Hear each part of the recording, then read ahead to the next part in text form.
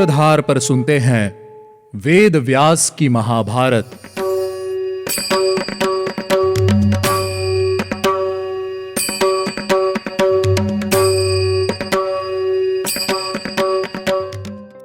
आप सुन रहे हैं सूत्रधार प्रस्तुति वेद व्यास की महाभारत और मैं हूँ आपके साथ आपकी सूत्रधार मान्या शर्मा।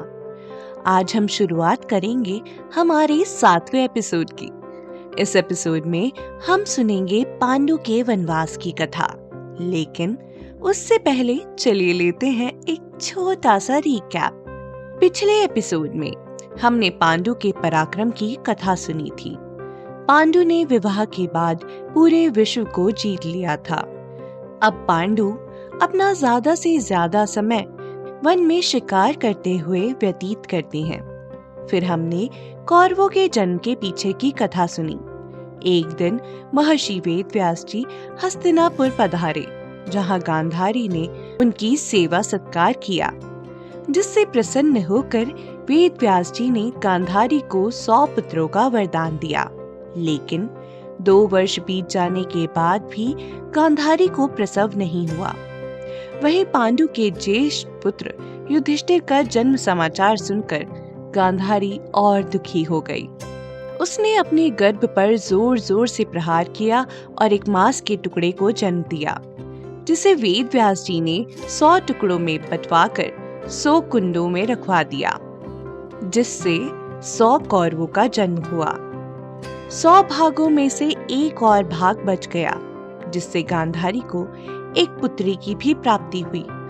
अंत में हमने जाना कि कैसे पांडु ने एक हिरण के जोड़े को समागम के समय तीर से मार दिया। असल में वह हिरण एक ऋषि थे, जिन्होंने पांडु को शाप दिया कि वह भी उनके जैसे प्रणय की अवस्था में आकर ही परलोक सिधार जाएंगे। पांडु वनवास का निश्चय कर चुके हैं। चलिए जानते हैं आगे की कथा।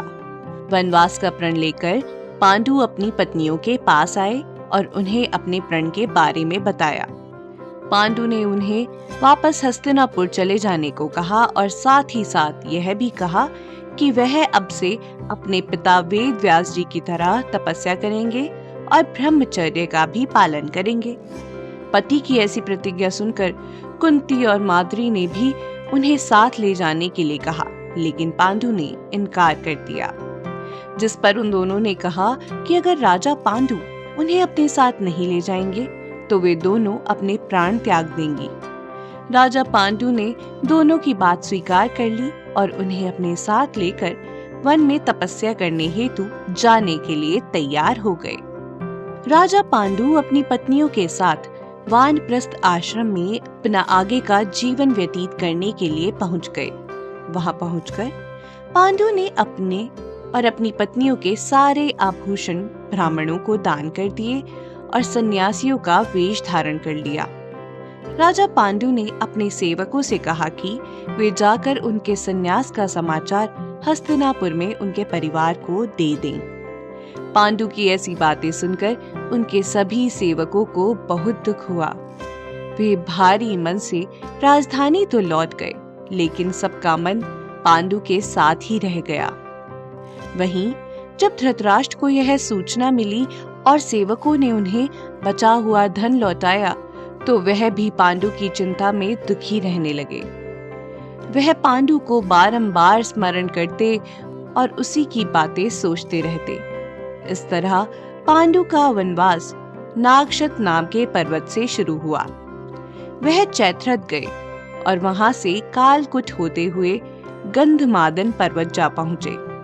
कुछ समय वहां बिताने के बाद पांडु इंद्रद्युम्न सरोवर पहुंचे और हंसकुट को लांघते हुए शतशृंग पर्वत पर पहुंचे। यहाँ पहुंचकर वह तपस्या में लग गए। अब पांडु तपस्या करते हुए तथा ऋषि मुनियों की सेवा करते हुए ब्राह्मणों के जैसे जीवन जीने लगे।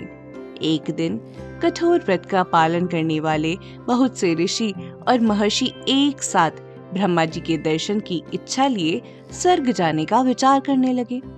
ऋषियों को जाते हुए देखकर पांडु ने उनसे पूछा, ऋषिवर, आप सब कहाँ जा रहे हैं? कृपया करके मुझे भी बताइए।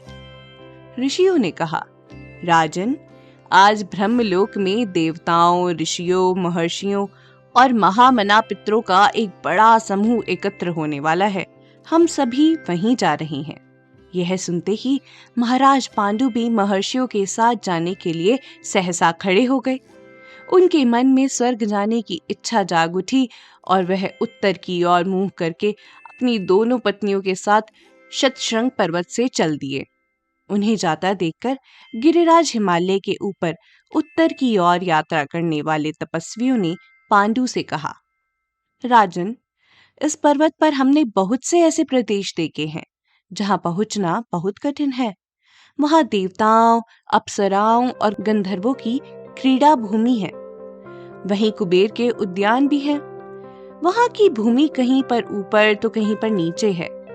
इसी मार्ग में हमने न जाने कितनी ही बड़ी बड़ी नदियां, दुर्गम तट और घाटियां देखी हैं। इस मार्ग में बहुत सी ऐसी जगह है जहां बर्फ जमी रहती है। वहां जीवन का कोई नाम भी नहीं है। ना जानवर है, ना पक्षी है और ना ही वृक्ष। कहीं कहीं तो ऐसी गुफाएं हैं जिनमें प्रवेश करना अत्यंत कठिन है। ऐसे स्थानों को पक्षी भी पार नहीं कर सकते, तो फिर मनुष्य की तो बात ही क्या है। इस मार्ग पर केवल वायु और सिद्ध महर्षि ही जा सकते हैं। ये दोनों राजकुमारियां भला ऐसे कठिन मार्ग पर कैसे चल पाएंगी? राजन, ये दोनों राजकुमारियां इतने दुख और कष्ट सहने के योग्य नहीं हैं। इसलिए आप हमारे साथ चलने का विचार त्याग दीजिए। मुनियों की बातें सुनकर पांडु ने उत्तर दिया, महर्षियों, लोग कहते हैं संतानहीन के लिए स्वर्ग के द्वार बंद रहते हैं।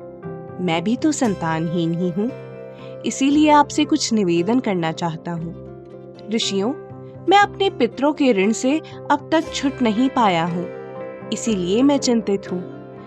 निसंतान अवस्था में मेरे शरीर का अंत होने पर मेरे पितरों का पतन अवश्य होगा। नरेश, तुम्हें पाप रहित देवों के समान संतान होने का योग है। मैं अपनी दिव्य दृष्टि से यह साफ साफ देख सकता हूँ।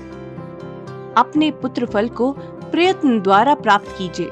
निसंदेह आपको गुणवान और बुद्धिमान संतान प्राप्त होगी। ऋषियों की यह बात सुनकर राजा पांडु गहरी सोच में पड़ गए। वह जानते थे कि मृग रूपधारी ऋषि के शाप के कारण उन्हें संतान सुख तो प्राप्त नहीं हो सकता है। इस तरह कुछ दिन बीत गए और राजा पांडु अब भी ऋषियों की बात पर विचार कर रहे थे। तभी उन्होंने अपनी पत्नी कुंती को अपने पास बुलाया और कहा, देवी, यह समय हमारे लिए विपत्तियों से भरा हुआ है। इस समय संतान उत्पन्न करने के लिए तुम मेरी सहायता करो। राजा पांडु ने संतान उत्पन्न करने के लिए क्या प्रयत्न करने के बारे में सोचा है? क्या संतान के लिए व्याकुल पांडु को कुंती कर्ण और उनको मिले वरदान के बारे में बताएगी? अब ये जानने के लिए आपको सुनना होगा हमारा अगला एपिसोड। उम्मीद है आपको हमारा यह एपिसोड पसंद आया होगा। अगर आप इस एपिसोड से रिलेटेड कोई भी सवाल पूछना चाहते हैं तो हमारे social media platform Twitter, Facebook, Instagram पर हमसे संपर्क कर सकते हैं। हमारा सोशल मीडिया हैंडल है माय सूत्रधार। साथ ही साथ ऐसी ही अनेक रोचक पौराणिक कथाओं के वीडियो देखने के लिए आप डाउनलोड कर सकते हैं हमारी सूत्रधार ऐप। हमारी ऐप एंड्रॉइड और iOS दोनों यूजर्स के लिए उपलब्ध है। यहाँ आपको हर एक कहानी सुंदर चित्रण और सटीक फैक्ट्स के साथ मिलेगी। इसके अलावा आप श्री राम कथा, मिनी टेल्स पॉडकास्ट हिंदी और इंग्लिश, नल दमयंती प्रेम कथा हिंदी, इंग्लिश तथा ऐसी ही अनेक कहानियाँ अपने मनपसंद ऑडियो प्लेटफॉर्म पर सुन सकते हैं। लिंक आपको डिस्क्रिप्शन में मिल जाएगा। मैं आपकी सूत्रधार मान्या शर्मा मिलूंगी आपसे अगले एपिसोड में। याद रखिएगा, हम हर सोमवार और शुक्रवार आपसे मिलते रहेंगे।